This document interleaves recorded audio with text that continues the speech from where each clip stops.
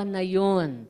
Ibig sabihin, nung araw, gaya ng iglesia ni Manalo, nung araw, bawal din sa kanila yung mga mag-alahas. Yan, bawal. Meron nga silang mga pinalabas din na, parang circular nila. Bawal din ng alahas noon. Noong time ni kapatid na Perez, na nandoon pa siya sa iglesia ni Manalo. Doon kasi galing si kapatid na Perez Baka hindi ninyo alam, Si kapatid na Perez, dating ministro sa iglesia ni Manalo nung araw. Dati siyang ministro noon, doon siya nanggaling. Pero dumating yung panahon, mayroong nangyari sa kanya na siya itinawag ng Diyos na ang kwento ni kapatid na Eli, parang nasa isang sa bukid yata siya, may nagsasabi sa kanya, si Manalo, bulaang propeta, si Manalo, ganon. Nagsuri ngayon siya. Nag-imbestiga siya. Ayun, lumabas, napatunayan ni kapatid na Perez, talagang bulaang mangangaral si Manalo, nakapag-diskusyon siya. Diniskusyon niya si Manalo hanggang yun na, nagkahiwalay na sila.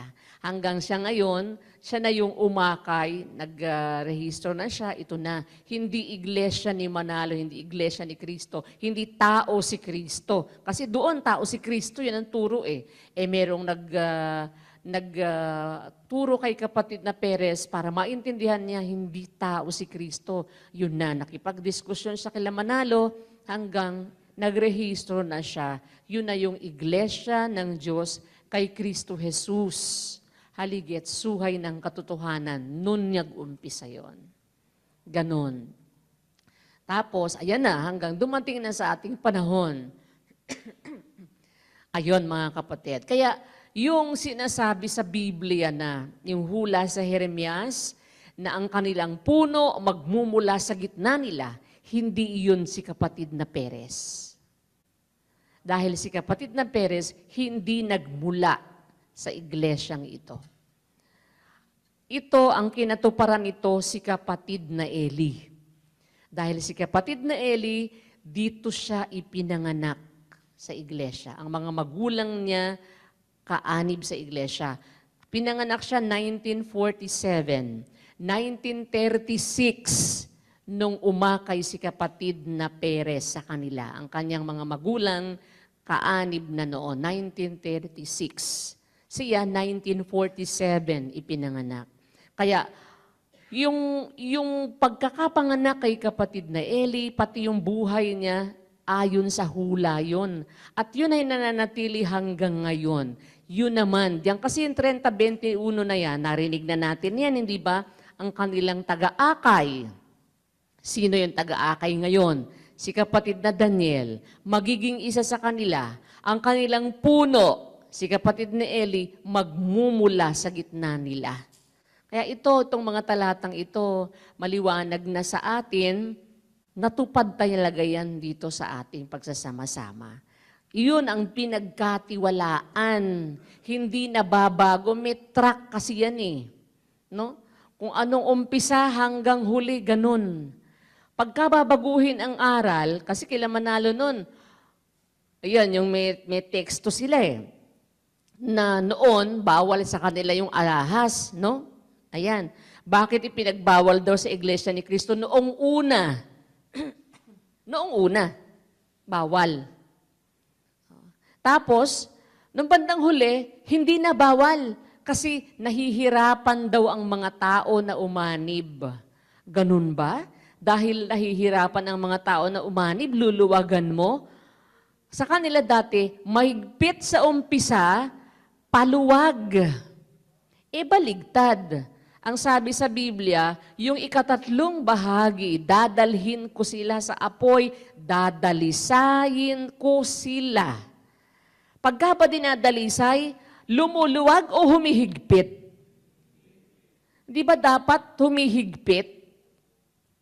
Yung maluwag dati, hindi pa dalisa yon. Para madalisa yan, dapat pahigpit, hindi baligtad. Di ba? Sa kanila, mahigpit dati, lumuwag.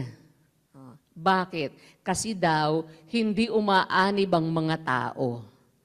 Dahil hindi umaanib ang mga tao, luwagan ang batas. Kaya yung noon bawal, ngayon hindi na bawal. Sa atin, hindi ganon. Sa atin, yung dating hindi bawal, ngayon bawal.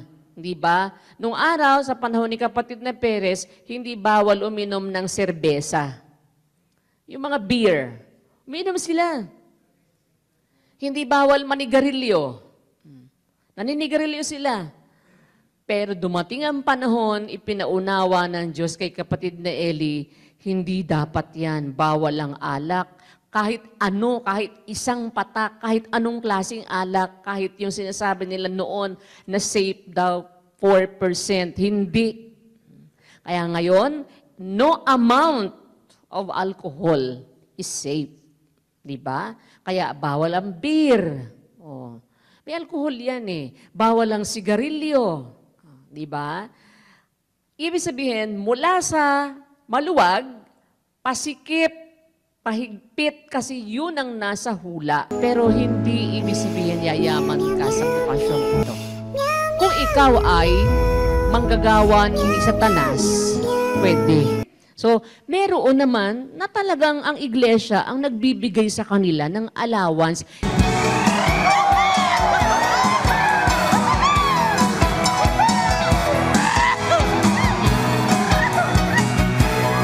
MCGI, walang iba.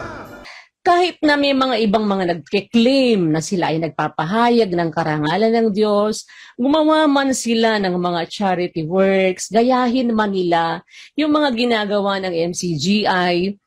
Pero ano yun kumbaga kolorum, ganun, hindi legit.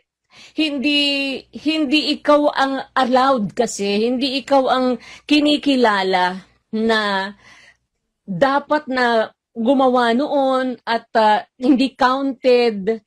Pero ano yun kumbaga kolorum, ganun, hindi legit.